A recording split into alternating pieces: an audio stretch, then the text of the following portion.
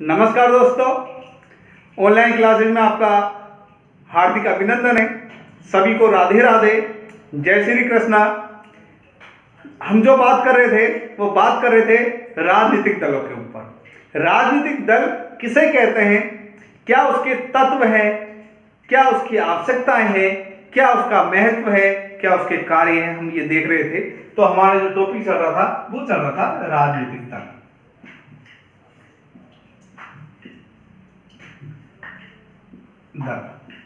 अगर हम राजनीतिक दलों की बात करते हैं तो हम राजनीतिक दलों के बारे में ये जान चुके थे कि एक संगठित समूह होता है। क्या होता है? एक संगठित समूह होता है जिसकी एक जैसी विचारधाराएं होती है, जो सामान्य विचारधाराएं रखते हैं।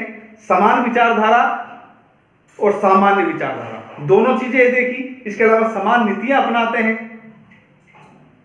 सभी की म्यूचुअल अंडरस्टैंडिंग होती है, उसके अंदर किसी भी मुद्दे को लेकर के अनुशासनता होती है और संगठित होते हैं, खुद की विचारधाराएं होती है, वो कहलाता है एक राजनीतिक दल। तो राजनीतिक दल के सब चीज देखे थे। आज हम जो देखने वाले हैं वो राजनीतिक दलों के प्रमुख कार्य देखेंगे।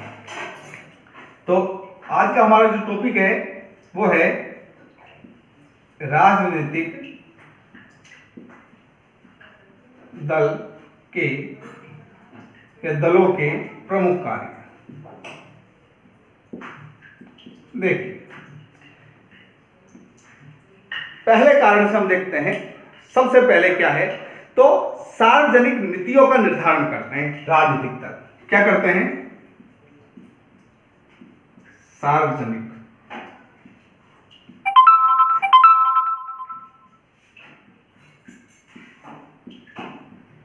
नीतियों का निर्धारण।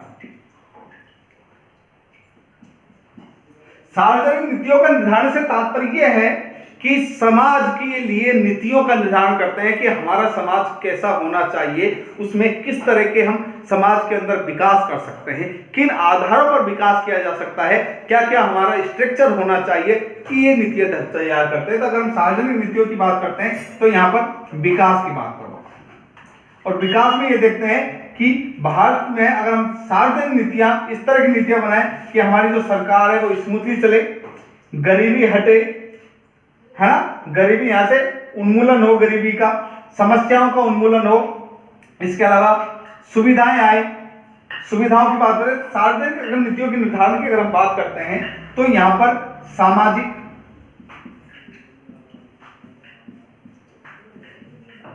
आर्थिक, सांस्कृतिक, इन तीनों प्रकार की नीतियों पर विशेष ध्यान दिया जाता है कि समाज में किस तरह का सुधार लाया जाए, कौन सी कुप्रथाएं हैं जिनको हटाने की बात की जाए। जैसे अगर हम मुद्दे की बात करें, जैसे 3 तलाक जैसे मुद्दे हैं, वो सामाजिक कुरीतियों के अंदर आते हैं। सार्वजनिक नीतियों का निर्धारण के अकॉर्डिंग किया गया है ना। किस तरह किसानों की समस्याओं का हल किया जाए, वो इसके अंदर आती है। किस तरह अर्थव्यवस्था को पटरी पर लाया जाए, इसमें बढ़ाया जाए, है ना। आर्थिक जो हमारी ग्रोथ है, इकोनॉमिक ग्रोथ है, इसको किस तरह आगे की ओर लेके जाए, भारतीय संस्कृति का परचम किस तरह लहराया जाए। इन सब नीतियों का, सार्वजनिक नीतियों का निर्माण राजनीतिक दलों के द्वारा किया जाता है। इन सुधारों में ये अपना एक तरीके से पत्र तैयार करती है। क्या करती है? ये अपना पत्र तैयार करती है, चुनावी घोषणा पत्र जिसे हम कहते हैं। आपने देखा होगा चुनावी घोषणा पत्र होते हैं। चुनाव से पहले प्रमुख राजनीतिक जो दल हैं वो अपना एक घोषणा पत्र तैयार करते हैं। उस घोषणा पत्र में वो सार्वजनिक नीतियों का निर्धारण की ही बात करते हैं, और वो कहते हैं कि साहब हम क्या करेंगे, एक बहुत बड़े हॉस्पिटल यहाँ खुलवाएंगे, हम इतने कॉलेज खुलवाएंगे, हम इतने मेडिकल कॉलेज खुलवाएंगे, हम इतनी वैकेंसीज है, इतने लोगों को रोजगार देंगे। वो सब क्या है? रोजगार की बात कर लो, चाहे आप इसके अंदर आप रोजगार की बात करो, आप शिक्षा की बात करो, है ना, आप स्कूल कॉलेज की बात करो, आप चिकित्सा की बात करो, आप सड़कों की बात करो, आप पानी की, बिजली की बात करो,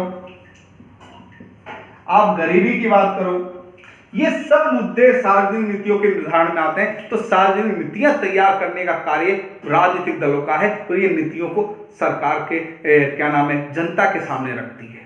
इनके आधार पर मुद्दे बनाकर चुनाव लड़ती है। तो पहली बात आपके समझ में आ गई होगी, अच्छे से समझ में आ गया होगा, जहां तक मैं मानता हूं सार्वजनिक नीतियों का निर्धारण इनके द्वारा किया जाता है।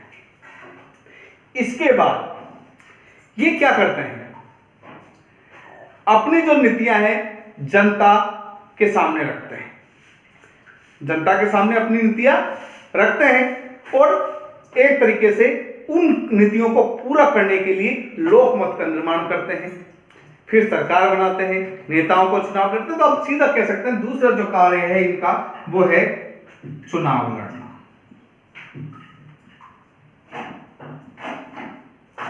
देखिए इन नीतियों के आधार पर ये क्या करते हैं, चुनाव लड़ते हैं, है ना, क्या करते हैं, चुनाव लड़ते हैं। इनको मुद्दा बनाते हैं, मुद्दों के आधार पर चुनाव में भाग लेते हैं और जनता को विश्वास दिलाते हैं कि अगर हमारी सरकार बनती है हमारी सरकार बनती है तो हम आपको जो हमने सार्वजनिक नीतियों का जो निर्धारण किया है उन नीतियों को हम पूरा करेंगे, उन नीतियों का क्या करेंगे, हम पूरा करेंगे। तो एक तरीके से हम कह सकते हैं चुनाव लड़ते हैं, जब भी तो होगी चुनाव लड़ेंगे। इसके बाद चुनाव कब लड़ेंगे, कैसे लड़ेंगे भाई, अपने नेताओं को खड़े करेंगे नहीं करेंगे, तो नेताओं का चुनाव करना। तो ये अपने अपने नेताओं को चुनते हैं, नेताओं का चुनाव करना या चयन करना हम कह सकते हैं। एक तरीके से टिकट देती है, टिकट बांटती है कि नहीं बांटती है, अरे साहब बीजेपी से इसको मिला, कांग्रेस से इसको मिला, साहब बसपा से इसको मिल गया, ये बातें होती होगी, आपने सुनी होगी, गांव में सुनी होगी, शहरों में। तो अपने नेताओं का चुनाव करती है। तो ये राजनीतिक दल है, कोई एक आदमी का नहीं, ये बहुत सारे लोगों का दल है, इसमें बहुत सारे कार्यकर्ता काम करते हैं और ये उस जगह के हिसाब से, उस विधानसभा क्षेत्र या लोकसभा क्षेत्र, उस एरिया के हिसाब से वहां के नेता का चुनाव करती है, जिसको वो चुनाव के अंदर खड़ा करती है। तो नेताओं का चुनाव करती है कि नहीं करती है, आगे बात समझ में, आप चुनाव कर लिया, समझ में आ गया। अब चुनाव में भाग लेती है और चुनावों का संचालन करती है, नेताओं का चुनाव करती है, चुनावों का क्या करती है, संचालन करती है, चुनावों का संचालन करती है। प्रचार प्रसार करते हैं नहीं करते हैं, है ना, ये बात आपने देखी होगी। तो इसके अलावा ये अगर जीत जाते हैं तो सरकार का निर्माण करते हैं, सरकार का निर्माण करते हैं। क्या हो गया ये, अगर जीत गए ना तो क्या बनाएंगे, सरकार बनाएंगे कि नहीं बनाएंगे, तो सरकार का निर्माण करेंगे। बिल्कुल क्रम से चलो, क्या बनाएंगे, सरकार का निर्माण करेंगे और सरकार का निर्माण करके इन सार्वजनिक नीतियों के आधार पर, अपनी घोषणा पत्र के आधार पर अपनी गवर्नमेंट को रन करते हैं। सरकार के जितने भी भारतीय, अगर हम भारत की बात करें, किसी भी देश की बात करें, वहां की नीतियों का निर्धारण करके अपने गवर्नमेंट का संचालन करते हैं और भारत उसको विकास की ओर ले जाने में अवसर बहुत बड़ी भूमिका निभाते हैं। तो इस तरह सरकार का निर्माण का कार्य किसके द्वारा किया जाता है, राजनीतिक दल के द्वारा किया जाता है। अब साहब ये तो जीतने वाले तो सरकार निर्माण कर लेंगे, हारने वाले क्या करेंगे, तो ये हारने वाले विरोधी दल की भूमिका का निर्वहन करते हैं। क्या करते हैं, हारने वाले विरोधी दल की भूमिका निभाते हैं, विरोधी दल की भूमिका। देखिए हारने वाला क्या बनता है, विरोधी बनता है। भाई पूरे कैंडिडेट तो हारते नहीं है, गवर्नमेंट इनकी बन गई। देखिए गवर्नमेंट बनाने के लिए जो आंकड़ा होता है वो होता है 1/2+1। समझ में आया, समझ में आने का मतलब यह है कि अगर 100 सीटें हैं तो 1/2 कितने हो गए, 50। इससे एक ज्यादा, इसमें एक कर दो, जिसके पास 51 सीटें आ गई वो क्या बना लेता है, सरकार बना लेता है ना सरकार। अर्थात 100 में से 51 सीटें वाला सरकार बना लेता है और जिसके पास 49 बाकी के जो लोग हैं, मानो किसी की 60 सीट आ गई तो 40 लोग हैं, 70 सीट आ गई तो 30 लोग हैं, वो क्या करते हैं भाई, चुन के तो वो गए ही है ना, जनता ने उनको चुना के नहीं चुना है, तो वो विधानसभा में बैठेंगे कि नहीं बैठेंगे, वो संसद में बैठेंगे कि नहीं बैठेंगे, बैठेंगे साहब। और बैठ के क्या करेंगे, विरोधी दल की भूमिका निभाएंगे। क्या करेंगे, विरोधी दल की भूमिका निभाएंगे। तो ये बात आपको अच्छे से समझ में आ गई होगी, ये क्या करते हैं, विरोधी दल की भूमिका भी निभाते हैं, है ना, कहां पर, संसद में या विधानसभा। अब साहब विरोधी दल की भूमिका निभा के क्या कर लेते हैं भैया, क्या फायदा इससे भाई, करते क्या है विरोधी दल की भूमिका निभा के, क्या करते हैं उसकी बात कर लेते हैं। अपने 5 पॉइंट यहां देखें, मैं वापिस इसको मिटा रहा हूं। देखिए 6ठे पॉइंट से बात करते हैं। ये विरोधी दल की भूमिका निभाते हुए क्या करते हैं, सरकार की आलोचना करते हैं। क्या करते हैं, सरकार की आलोचना करते हैं। क्या करते हैं, सरकार की आलोचना करते हैं साहब। अब सरकार की आलोचना कैसे करते हैं, देखिए सरकार ने कोई कानून बनाया, अगर ये कानून जनता के हित में नहीं है, जनता के हित में नहीं है, तो इसका विरोध करेंगे, इस कानून को पास नहीं होने देंगे, जनता के सामने इनकी पोल खोलेंगे सरकार की कि सरकार बहुत गलत कर रही है, इस कानून से ये नुकसान है, इस कानून से ये नुकसान है, इस कानून से ये नुकसान है, प्रचार करेंगे, कानून के खिलाफ प्रचार करेंगे। और जनता इस बात को अगर मान लेती है कि सरकार सही नहीं कर रही है, तो सरकार के पास जब ये सूचना पहुंचती है कि इससे हमारी छवि खराब हो रही है, तो वो इस तरह के कानून का निर्माण नहीं करती है, क्योंकि उन्हें पता है अगर जनता में छवि खराब होगी तो 5 साल बाद क्या होगा, लटक जाएंगे।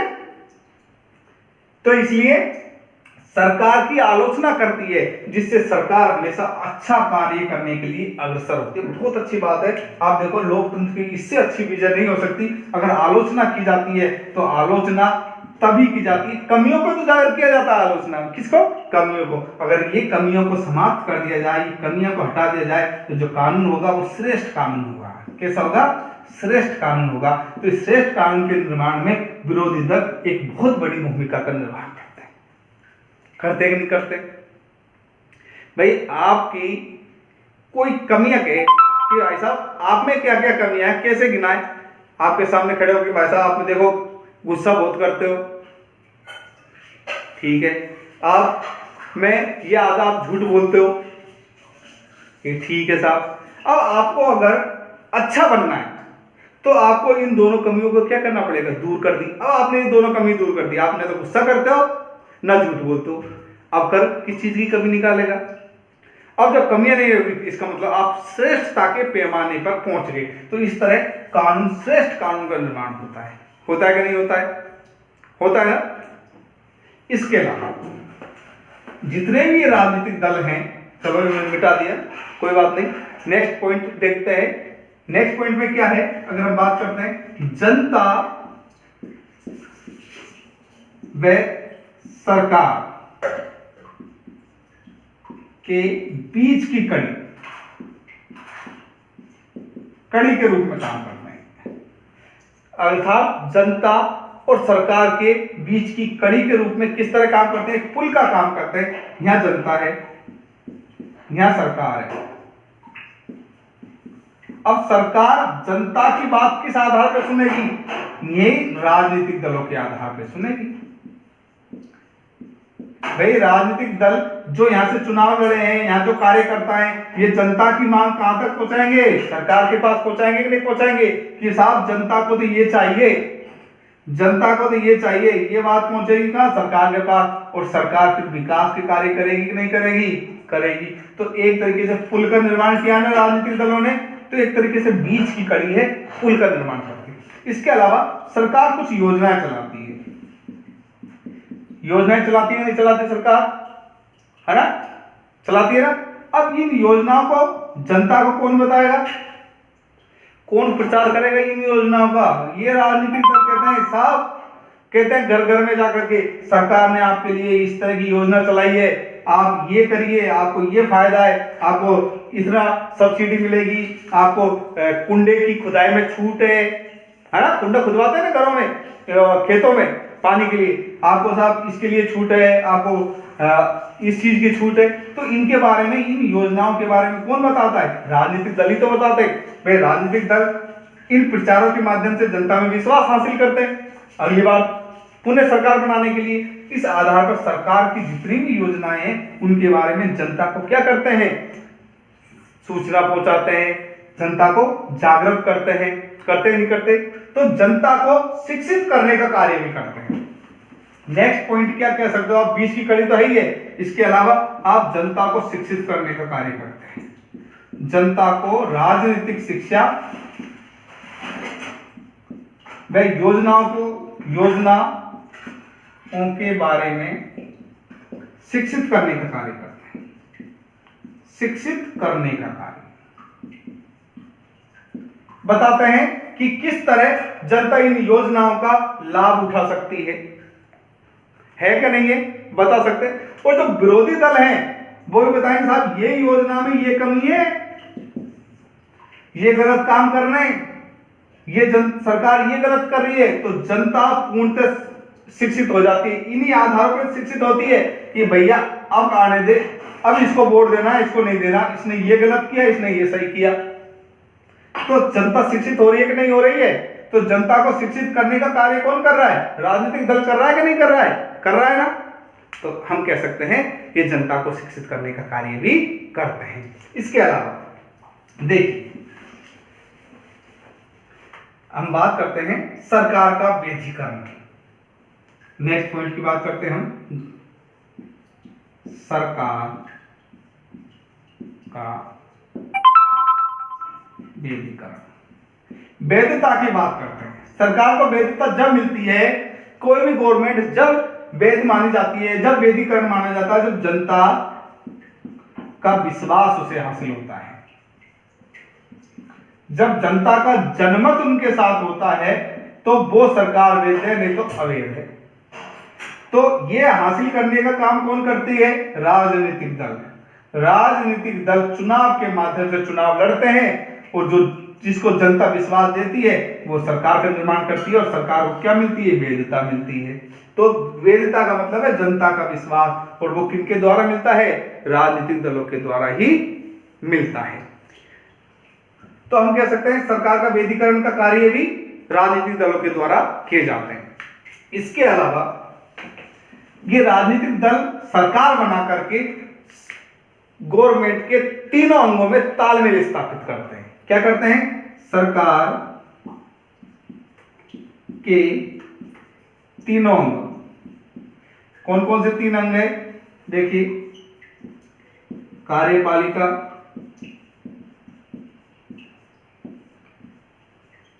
व्यवस्थापिका और न्यायपालिका। इन तीनों अंगों के अंदर अगर समन्वय है ना, तीनों अंगों के अंदर क्या, विभिन्न तीनों अंगों के अंदर अगर तालमेल बिठाना है, तालमेल किसके द्वारा बिठाया जाता है? राजनीतिक दलों के द्वारा ही तो बिठाया जाता है। ये राजनीतिक दल ही तो कार्यपालिका व्यवस्थापिका के रूप में कार्य करते हैं। चाहे वो एक तरीके से हम कह सकते हैं कार्य व्यवस्थापिका, ये इसमें संसद के सदस्य होंगे, इसमें सभी सदस्य होंगे, चाहे वो विपक्षी दल के हों चाहे पक्ष दल के हों। इसके अलावा कार्यपालिका और न्यायपालिका, व्यवस्थापिका के अनुसार ही कानून बनता है, उसके अनुसार कार्यपालिका काम करती है, और उसी हिसाब से न्यायपालिका का कार्य होता है। तीनों में तालमेल का कार्य में राजनीतिक दल एक महत्वपूर्ण भूमिका अदा करता है। तो इस तरह हम कह सकते हैं कि राजनीतिक दल है, महत्वपूर्ण भूमिका निभाता है भारत के अंदर, और उसके बहुत सारे कार्य हैं। अगर हम कार्यों की गिनती करें तो बहुत सारे कार्य आएंगे। तो आज हमने बातें की सार्वजनिक नीतियों के निर्धारण से संबंधित, शासन संचालन, चुनावों में भाग लेना, राजनीतिक नेतृत्व प्राप्त करना, प्रशिक्षण देना, जनता को शिक्षित करना, सरकार की आलोचना करने का काम करती है और सरकार बनाकर जनता का प्रतिनिधित्व करने का काम करती है, जनता और सरकार के बीच की कड़ी के रूप में काम करती है, लोकमत का निर्माण करती है, विरोधी दल की भूमिका निभाती है, सरकार के विभिन्न अंगों में तालमेल स्थापित करती है और सत्ता का विकेंद्रीकरण करती है। तो इस तरह हमने आज राजनीतिक दलों के प्रमुख कार्य पढ़े। कल हम देखेंगे कि राजनीतिक दल भारत में किस तरीके की दलीय पद्धति है, उसके ऊपर मैं बात करेंगे। तो तब तक के लिए नमस्कार, जय हिंद, राधे राधे।